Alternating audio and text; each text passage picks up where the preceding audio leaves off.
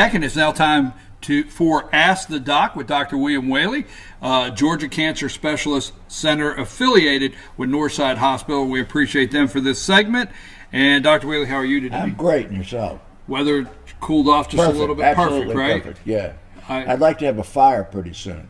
I used to be. This is global warming. I want you to know that, because historically, you said you started over here on October the 1st, because it's generally cold. Historically, I've had my first fire in my fireplace the last week of September or the first week of October, and now it's the second week. It's got to be proof global warming. Got to be. Got to be. Proved it right here. Yeah, I mean right here, by fire and fireplace. Right here on this show. Can't beat that. Breaking news. I didn't know that you were a ghost story reader. He reads ghost stories. Now this book that he's got here, I've read as well. I don't read anything ghost stories, but it's called The Creature. The Creature from Jekyll Island. Now, wouldn't you think they'd be talking about some Loch Ness monster or some big alligator mixed with a eel or something that came up out of the swamp? Well, that came up out of the swamp. So he'll tell you more about that with the all-star panel. That's the Federal. I like that. The Federal Reserve came up out of the swamp. And who signed it? Who signed it? Woodrow Wilson. Oh, okay. And he was a never. All right, let's move on. Okay. Let's move on. One more place now. Did Woodrow Wilson cause me a rash? Yes. Go ahead. No. We're always at the very cutting edge, aren't we? Yes. All right. Absolutely. This is the Journal of the American Medical Association issue coming out tomorrow, okay? And we've been talking here about healthcare maintenance, and I always try to give you some news. There's 10 articles here. The first one is the Association of Low-Fat Dietary Pattern with Breast Cancer Overall Survival, a secondary analysis of the Women's Health Initiative randomized clinical trial. Now, that's a mouthful, but what it hints at is diet, right? Yeah. Oh my goodness! And we keep talking about diet now. You're gonna just flip down here. You don't have to go 4 articles down in this tomorrow's Journal of American Medical Association of Exercise with Mortality in Adult Survivors of Childhood Cancer.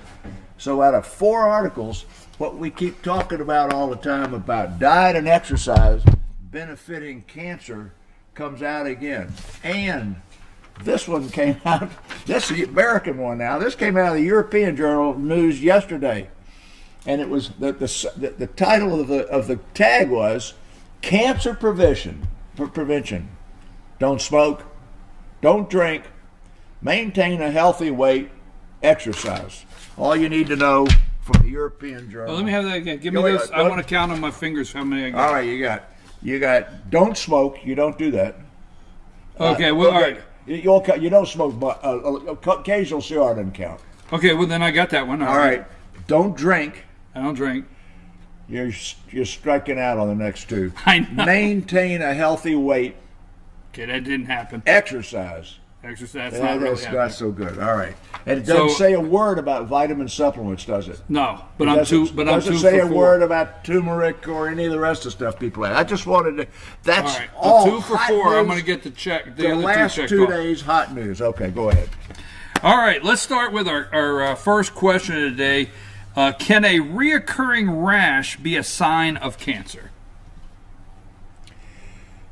The answer to that question is yes, but if you pull out the reoccurring, because the way that question's written is written in such a fashion that you assume a benign recurrence of something that is not diminishing your weight, your energy, your quality of life. It's not associated with pain or a cough or anything.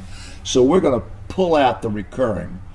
Because generally a recurring rash, I mean, there's one example I'll show you in a minute that is a recurring rash, which would recur if your cancer came back. But can a rash be a sign of an occult undiagnosed malignancy? And the answer is absolutely yes. I took a long elective with the doctor who became famous because he ran the syphilis studies at Tuskegee Institute. You remember all of Yes. that? Yeah, okay. Well, he was a professor at Emory, and I took a 6-month elective with him, and I'd say a third of the time that elective was about what skin rashes are representative of occult disease, not only malignancy. If you could just show that little chart, the little flat one there, I don't want anybody to spend any time trying to learn what's on the chart. But what it tells you is a little bit about the onset of the rash, and it says that a particular rash, we're going to show a bunch of them in a minute, occur concurrently with the malignancy. So you don't get the rash a year before the cancer. If you got the rash and it looks to your dermatologist like it's a sign of occult malignancy, he sends you downstairs to see me almost immediately, and I probably see 1 or 2 new patients a month referred by dermatologists because of particular rashes. Generally, then, if you treat the malignancy, and it's a malignancy that's not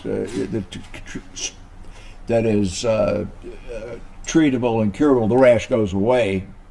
And then this part about the statistics, you can pull that down, Josh. You don't need it more.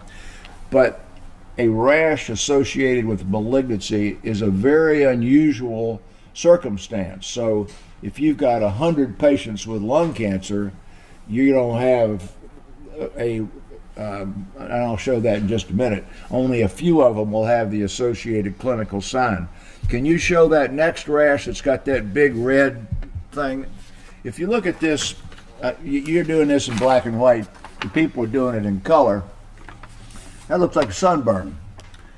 And that's dermatomyositis. That rash is in the family in the family of normal people, of rheumatoid arthritis and lupus and stuff like that.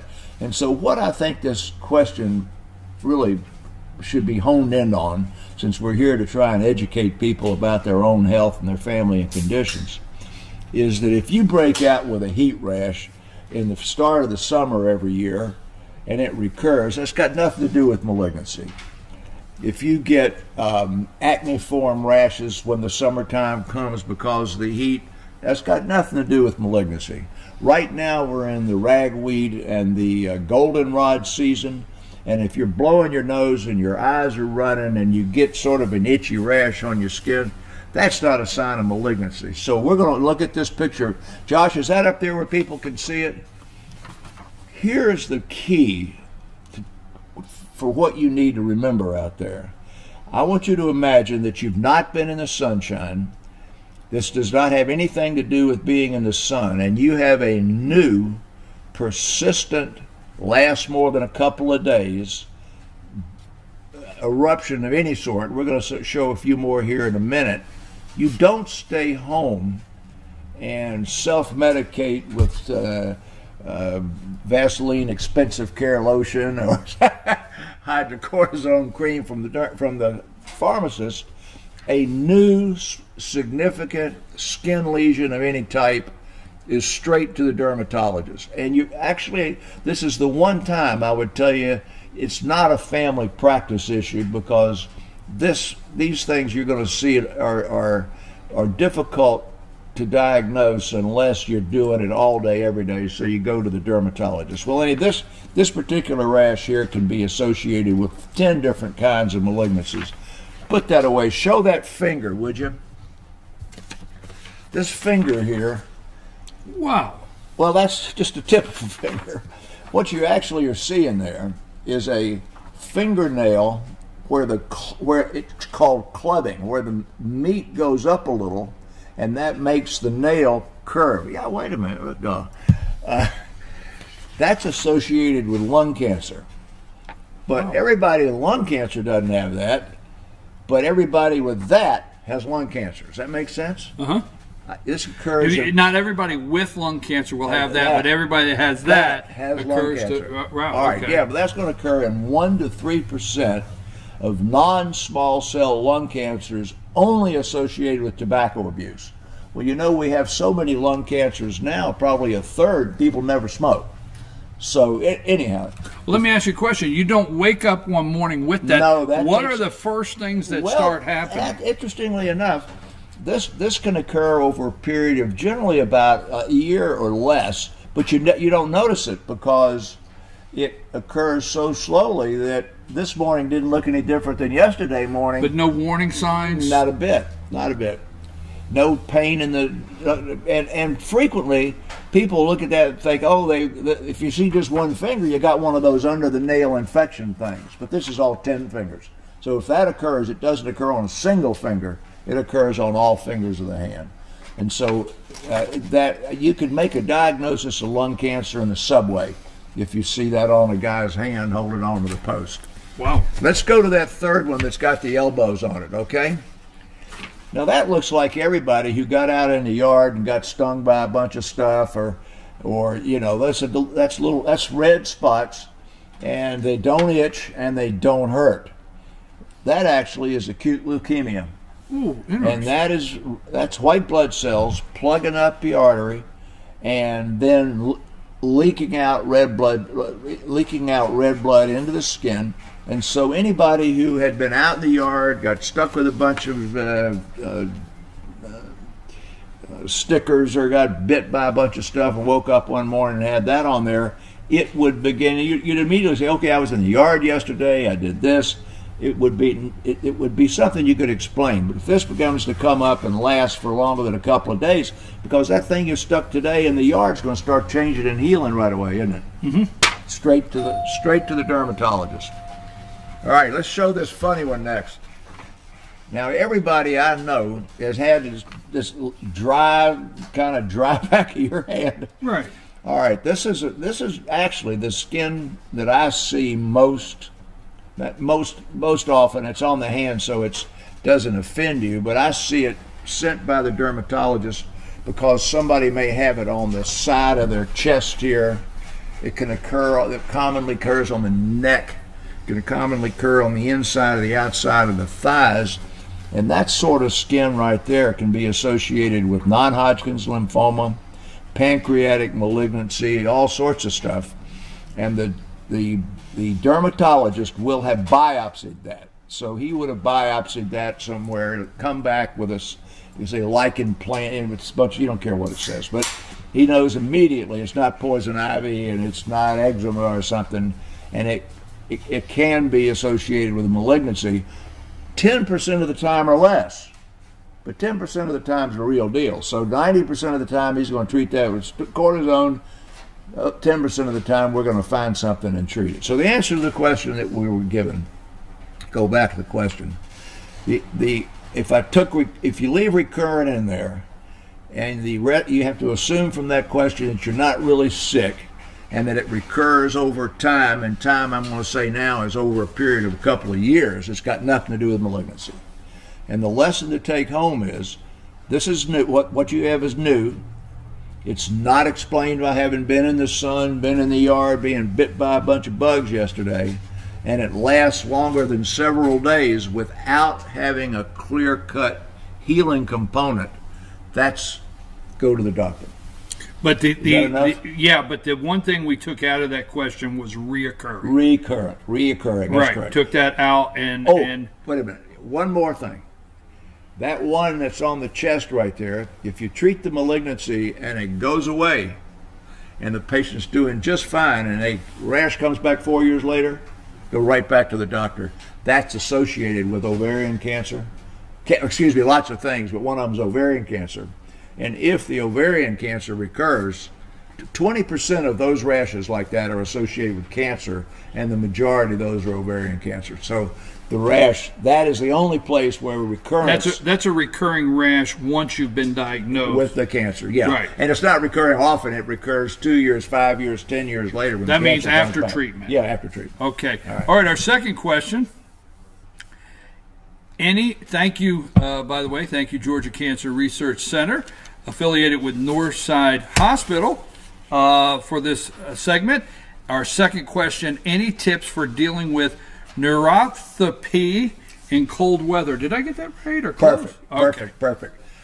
All right, I want you, Josh, just to sort of run, spend a minute flashing up there. This is one single chart, BKP. Now, we're going to start with page 1. It got 25 lines, hasn't it? Yes. The issue is neuropathy is not a diagnosis, okay? Okay. Now, is fever a diagnosis? Yes. No. Okay. All right. So if you've got a fever, all right, I see. You can go take a couple of Tylenol or something, but the question is, why do you have a fever? I got you. Is it tuberculosis? Okay. Is it pneumonia? Is it the flu? You either have a fever or you don't. Fever is a sign something else is going on. Okay. Right. Okay. So now we're just going to run that thing by. I just want to. He's going to get. We're going to gag poor old BKP here. This first 3 things are just, why do you have the polyneuropathy? These are systemic diseases. Well, diabetes is terribly common, isn't it? Yes. Any acute critical illness, that's like the flu or anything else. Cancer, don't got that. Less common, kidney disease, arthritis, low blood sugar, vitamin deficiency, chronic liver disease. That's just page 1. HIV, Lyme disease, lymphoma, multiple sclerosis. Now these are ones you can't even pronounce. Porphyria, biliary cholangitis, acromegaly, cryoglobulinemia. I mean, there's 5 pages of these things. Now, the reason I figured I wanted to stop and try to answer this question is, neuropathy is not a diagnosis. Why do you have the neuropathy? And the question is couched about wintertime. And the last little list on there were arthritis things, weren't they? Yes. All right. So there is a type of neuropathy associated with rheumatoid Raynaud's phenomenon. Everybody knows somebody whose tips of their fingers get red or blue or whatever in the wintertime. And one of the tests is, everybody does it. I mean, that's, God's trying to protect you from being cold, right? So when you're being cold, you shiver like this. But what else God does is he constricts the arteries to the distal digits so that that blood will come back into the main part of your body, which is warm, and keep you from freezing to death. So that's called Raynaud's phenomenon. People with neuropathy associated with rheumatoid arthritis or arthropathies, then in the wintertime, they've got to keep their hands warm. They stay out of cold. When you're taking certain chemotherapies, they tell you never to have a cold drink. If you pick up that cold drink or put your hand in a refrigerator, it sets off neuropathy in both hands. It tingles. So the company that made those drugs back before they couldn't give doctors anything, you know, our pens now got hospice and lawyers and banks on them, and they used to say Viagra gave out stocking caps and gloves and blankets. You gave to patients who you were treating with oxaliplatin, common drug for colon cancer. So to begin with, if you have a neuropathy that is associated with an arthritis type disease, then in the wintertime you got to just keep your hands warm and your head warm and everything else.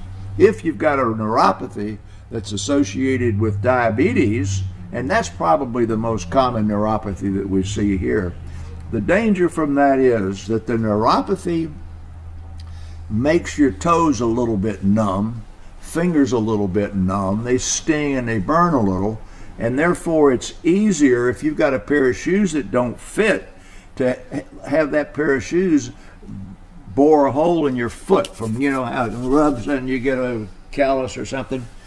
And that is why diabetic neuropathy is associated with infection, getting your leg cut off. So to protect yourself in the winter, cold diminishes the sensitivity of the distal digit.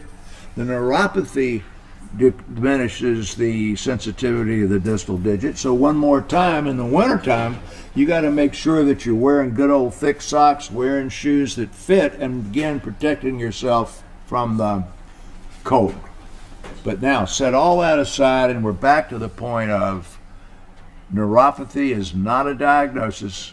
Fever is not a diagnosis.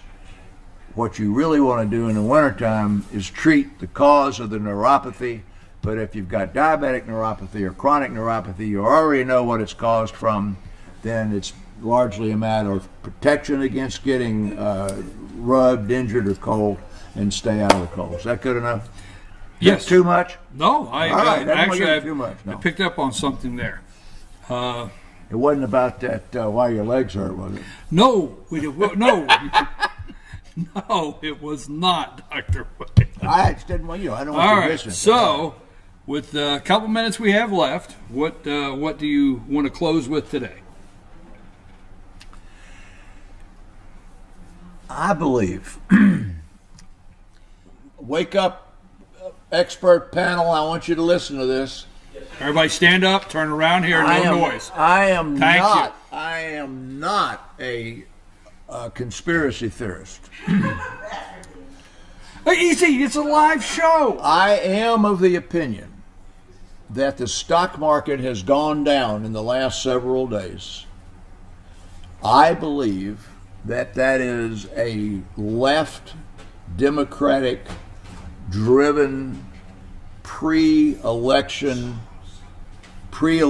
thing that hey, have you heard about this creature that came up out of the swamp in Jekyll Island? Go ahead. I don't want to interrupt. Keep going. You're doing so well. Some sort of a Loch Ness monster. But anyway, I mentioned that to my significant other, who fell out of bed with an epileptic spell, because I don't really go for these conspiracy theories, but I honestly believe that there was nothing happened different about the about the trade wars. All that was actually better. There was nothing that I could see that would have precipitated that, unless it was the Goldman Sachs and all those guys getting together in the back room over a beer one night and saying, okay, tomorrow we're going to start selling stuff. So anyway, I like that. And that's not what you have done the perfect lead-in, so I can't complain. All right. We'll use that as a lead-in. We want to thank Dr. Whaley. You got to leave that Loch Ness monster that came up out of. No, that's fine. I just asked him if it was ours. He said no, it's his.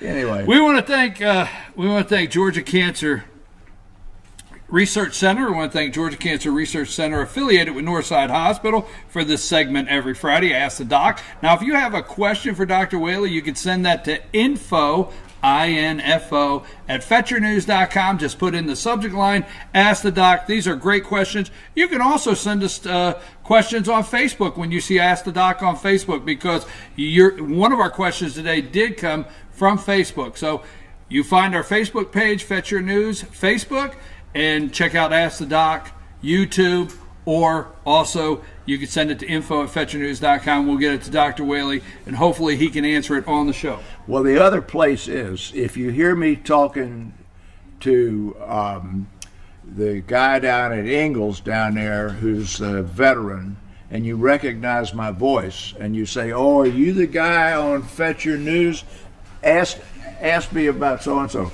Which happened, I was down there talking to Don last week Don, the veteran, Yeah. I was down there talking to Don the other day, and this lady turned around and said, oh, you're the guy on Fetcher News, and asked me a question. This is Ask the Doc. If you see him, he just gave you permission to ask the Doc. The voice. Say hello. They recognize the voice, not they don't recognize me. The voice they recognize. The voice? Yeah. Got it. Okay. We're going to take a break. The band's back together. Go do a quick vote, see if we let them all back in. Never know. Jane and Candace, they've been rolling with it for 2 weeks. We'll see what happens. But we'll be back right after these messages.